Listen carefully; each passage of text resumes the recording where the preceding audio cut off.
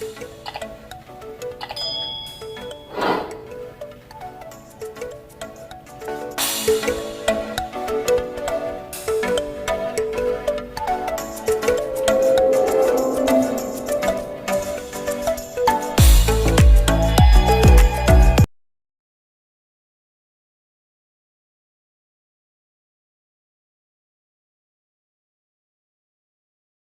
was our last year, and they sent us on a trip.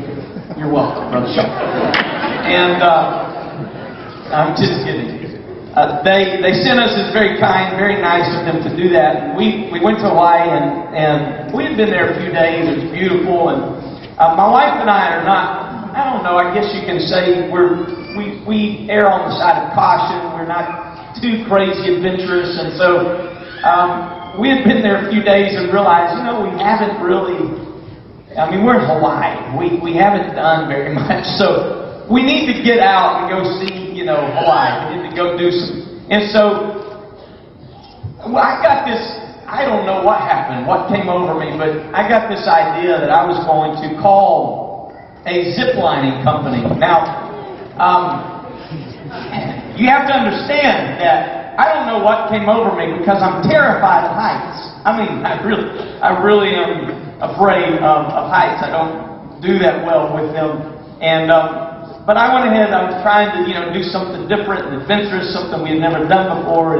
And it's Hawaii and it's beautiful. And so I called this ziplining company and I'm on the phone with them and Heather starts looking up the reviews, And so she's doing that while I'm on the phone and she's looking up the reviews and I'm talking to them, they're giving me the rates. I'm like, oh yeah, that sounds wonderful. It's a 5-stage course, and they take you over a rainforest in Hawaii, and it's beautiful, and you can see the ocean, etc., etc. Sounded great. And as I'm on the phone with them, and I confirm, and I give them our payment information, and okay, done deal. I'm about to hang up, and Heather gasped. My wife gasped, and she said, Gentry, somebody died on this zipline course.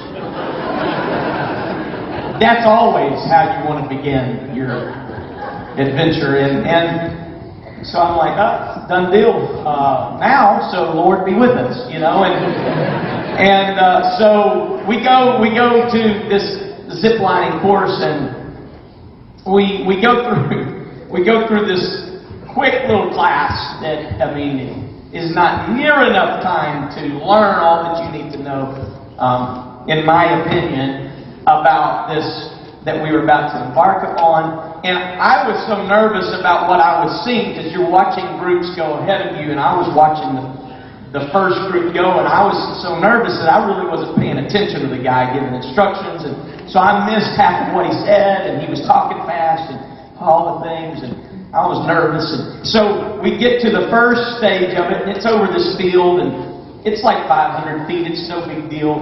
And Heather and I were side by side, so we could go down together, real sweet. And so we go over the first one, and it's no problem. And I thought, I got this. This is nothing. I am overcoming my fear. It's a new day, and I'm feeling pretty good about myself. But what I didn't catch is that each stage of the course goes up in height and length. And so the next one was like, 900 feet, and the one after that was like 1,200 feet. The fourth one was like 1,700 feet. The last one was like 2,400 feet across, and 400 feet up in the air over a rainforest gully. Okay, that sounds wonderful. It's not what it is. Cracked up to me. But we get to the stage 2, and we're walking up a rickety ladder, and I'm praying, and we get to the top, and all is well. We make it. Course 2 is fine, and I'm like, okay, I'm going to be all right. We get to course 3, and it's 1,500 feet in the air, and it's that far pretty much across, and we're about to take off, and right before we took off, I thought, I feel really bad about this. And but it was too late. We were about to push off, And so this particular part of the course is over rainforest goalie. And he says, now, whatever you do, do not drop, don't drop your phone. Make sure you zip it up, because if it drops in this rainforest goalie, you will not find it. You can't see the bottom. All you see is the top of the trees. And, but enjoy yourself and look to the left when you're going across, because the ocean's over here and there's a cave in the hill. And I'm thinking, not on your life. I just want to get across to the other side, And so we start across this thing, and I see them as I'm about halfway across. They're doing some signals. I didn't have my glasses on, and I can't see that far when I don't have my glasses on, so I just saw a guy waving, and I'm like, hey! And so I didn't realize that he was telling me that I needed to gain some speed. I was coming in too slow because there was a headwind. And man, I wish I had listened better. And because we get to the platform, and my wife gets in just fine. She's just nailing all of the course is great. She flies in there and stops good, and they start unhooking her. And as they're unhooking her, I had come to the front of the platform and began to drift back. Slowly. And I'm like, hey! And they're unhooking her, and they turn around just in time to see me start drifting off the platform. And I, ladies and gentlemen, did not care who was around. I began to pray. And I mean, travail. Jesus, right now. Oh, God. I'm talking a level of panic came over me like I have never felt before. And I'm thinking, here we go. I did remember what he said about you don't want to get stuck, because you're gonna be. I'm talking a level of panic came over me like I have never felt before. And I'm thinking, here we go. I did remember what he said about you don't want to get stuck, because you're gonna be stuck in the middle of this chorus, and it's way up there, and I'm realizing this to be a truth as I'm drifting backwards, and I just kept drifting and I drifted all the way back to the middle of this beautiful rainforest glory. And I am not looking anywhere. My eyes are sealed shut. And I am praying, and I am clenching the bar. Although there's a harness on my body, does not matter. I am clenching, and my forearms are starting to hurt, excruciating pain.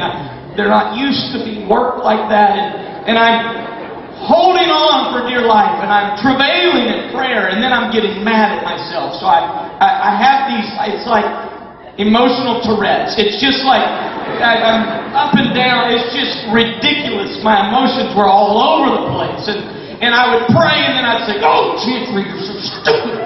Oh God, forgive me of all my sins. And I'm so sorry. Oh, Chancellor, you're so stupid." It was back and forth. I was an emotional wreck. And I'm not exaggerating. This was me out on this. And people, the wonderful part of this story is the group in front of us, all 15 of them, were letting our smaller group go through. So they were all watching this with glee. And I heard the instructor shout out. I think so I could hear it as well. Now, folks, this is what you don't want to do. Thank you, Captain Obvious! Somebody help me! It was ridiculous.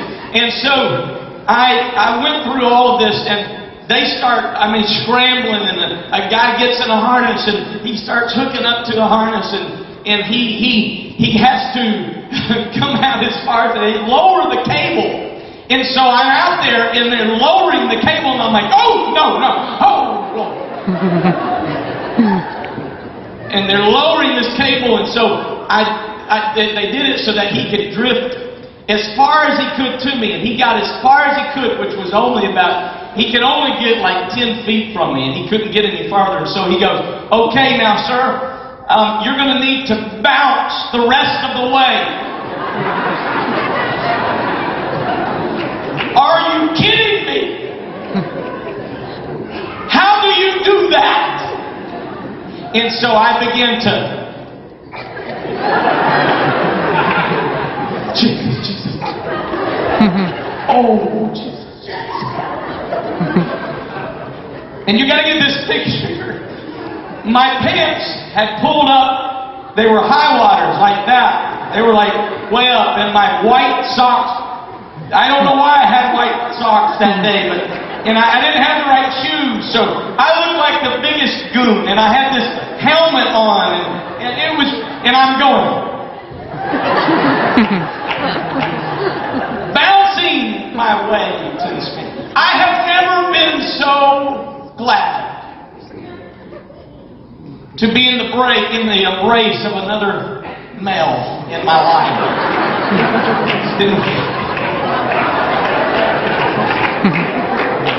Then when I reached that man, and he pulled me close, and he said, it's going to be okay. And I said, thank you. Thank you. He said, we're going to make it. Yes. And we did make it. And when they unhooked me, they were like, are you okay? I was like, oh yeah, I'm perfectly fine. The rest of the story is we had 2 more to go. I had to finish that thing. Let me tell you something. The other 2, I was flying into that platform. I was like, I don't care if I break my neck. They're like, slow down. I'm like, get out of the way. Coming in hot. But it was that day that I realized that just being close was not enough. It was not enough. I would have much rather been in the middle of that platform getting that hook from that harness than at the edge drifting backwards. We are living in an ever-evolving culture. Things are constantly changing. Even in the church, some have adopted a wrong way of thinking. But they say if you're in the ballpark of what God's Word says is true, then that's okay. Close is good enough. As long as you are close, God won't mind. As long as we have a form of godliness, then that is enough. But the Bible calls us out on that issue. In 2 Timothy 3:5, it says, having a form of godliness, but denying the power thereof, from such turn away. I want to emphasize that you and I are privileged to participate in a great church.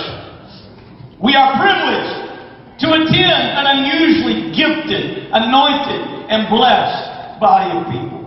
And we never need to take that for granted. We can get comfortable with being a part of something but not being involved in it or contributing to it. But I am here to tell you, do not settle for proximity in your walk with God. Do not always sit on our mind. As long as we have a form of godliness, then that is enough. But the Bible calls us out on that issue. In 2 Timothy 3:5, it says, having a form of godliness, but denying the power thereof, from such turn away.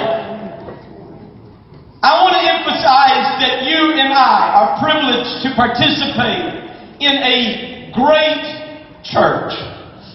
We are privileged to attend an unusually gifted, anointed, and blessed body of people.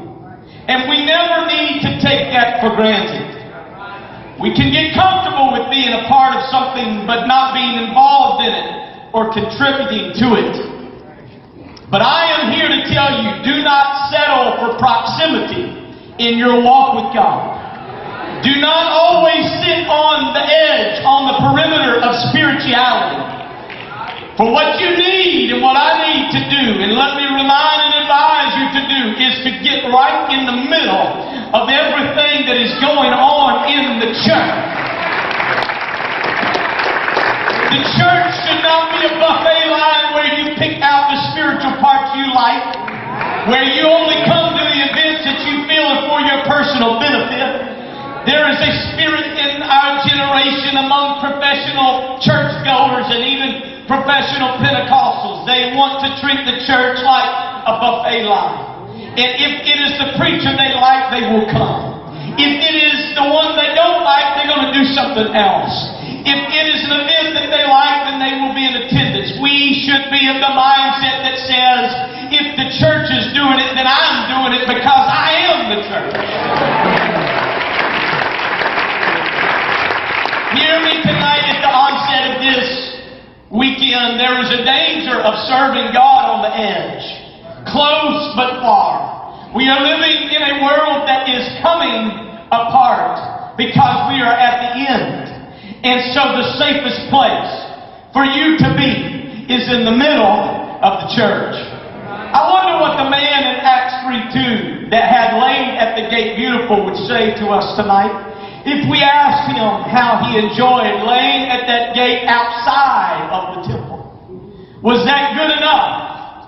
You were close to what was going on. He could hear the sounds from inside the temple. They were loud enough for him to hear, but he couldn't understand what they were saying. He was too far in to be out, and he was too far out to be in. Oh yes, I'm sure you know what I'm talking about. They hang around the church, but they're not of the church. They're too far in to be out, and they're too far out to be in.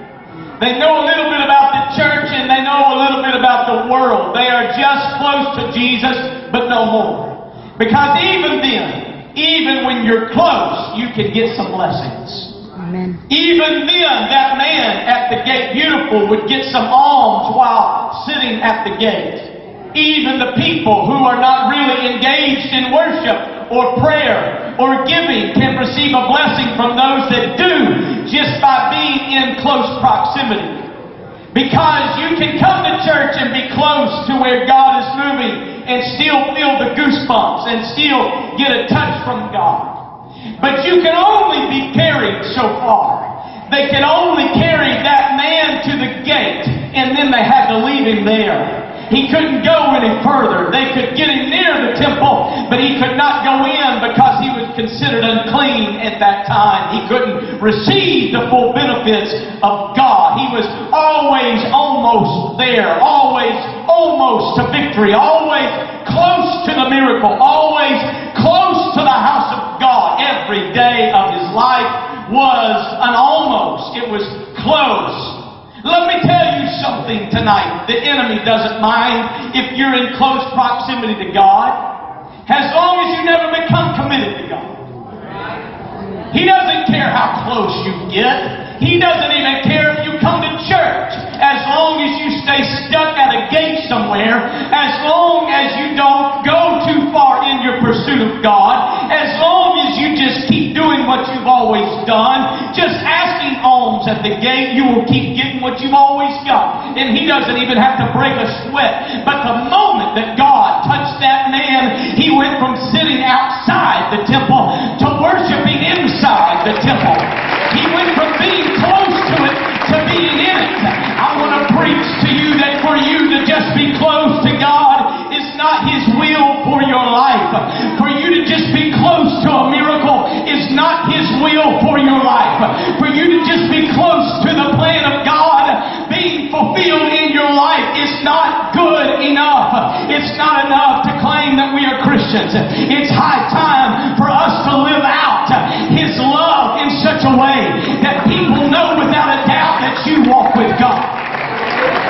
Anybody going to help me preach right now? I thought I'd have a little bit better response by this point in the message.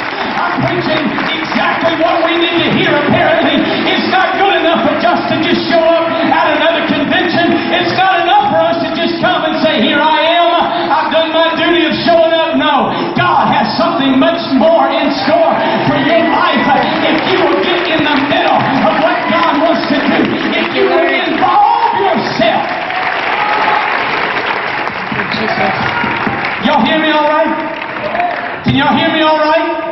Yep. Can you hear me shout amen? Amen. Just to be close is not enough. Just to come to church and sit on a pew is not going to get you to heaven. Amen. I said just to come and sit on a pew is not going to get us to heaven. You got to be involved in what God wants. You got to get in the middle of what God has in store for your life. You got to get all God wants for you. Amen. Clap your hands if you believe that.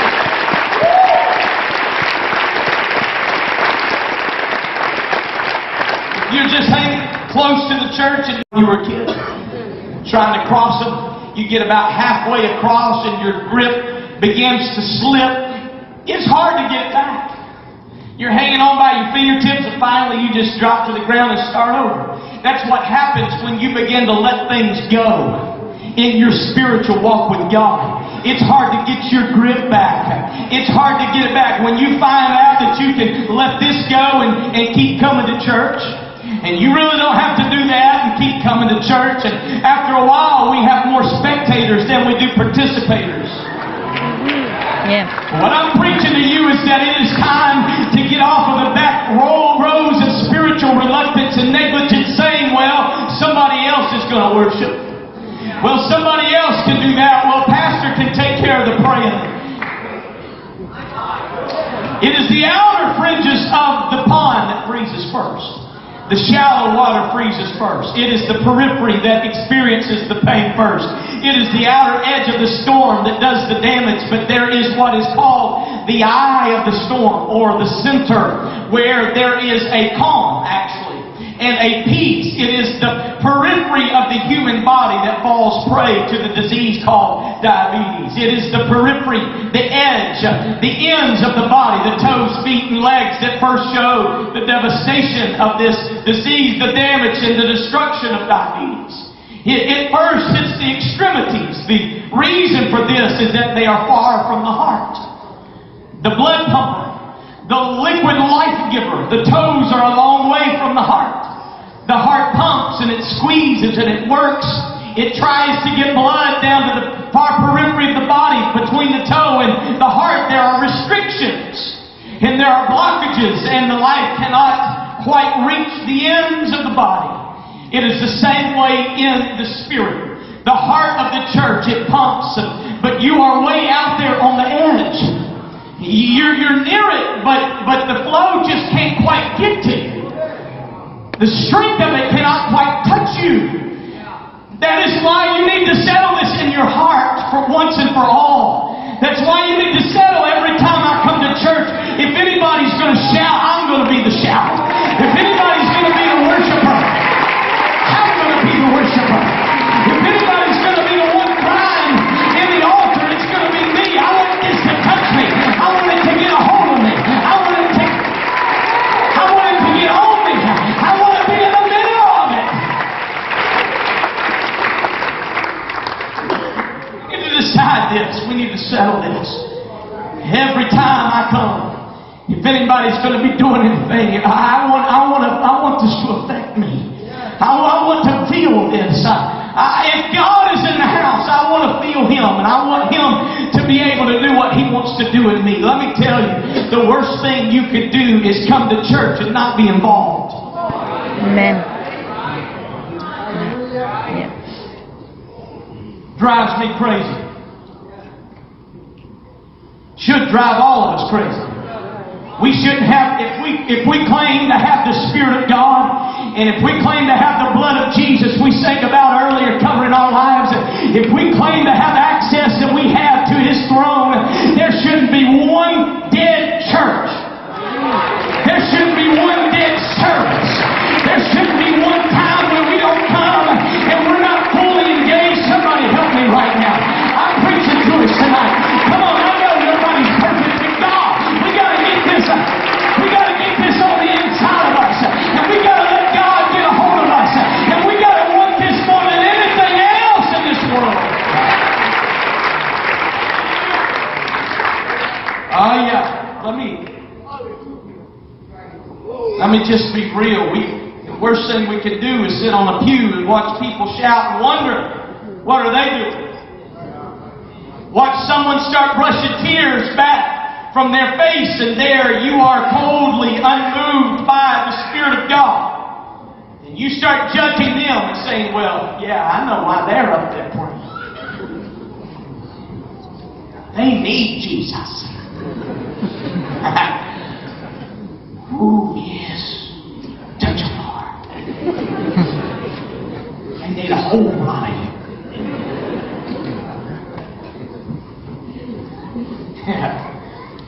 And there's all kinds of stuff in our heart. So we sit there and we pass judgment. God help us. God help us to be involved in what God is doing. We're not sitting back watching other people get touched by God and being unmoved by the Spirit. You better get in the middle of what God is doing. This is what saves you. Come on, this is what saves you. Come on, anybody been saved by the church?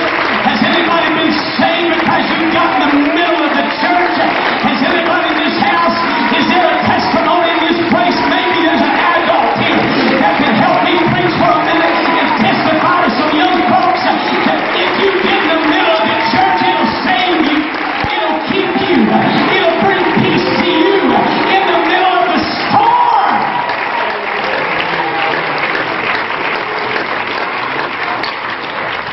You got to get this. This is what delivers you. Somebody needs to know this has got to get a hold of me. I have to let this touch me. I have to let this get a hold of my life. This is my ticket out of this world. It has to touch me. I want this gospel to be a part of my life. I want this relationship with God. I want this to be what my life is about. In 2 Samuel chapter 11, the Bible speaks of the death of Abimelech. Although he was a mighty warrior, he was smitten by a woman who cast a millstone from the wall and killed him. The question was, why did you go near the wall? Why did you get so far from the rest of your troops? Why did you venture away from the rest of the armies and go so near by yourself to that wall that a woman could drop a rock off of that wall and kill?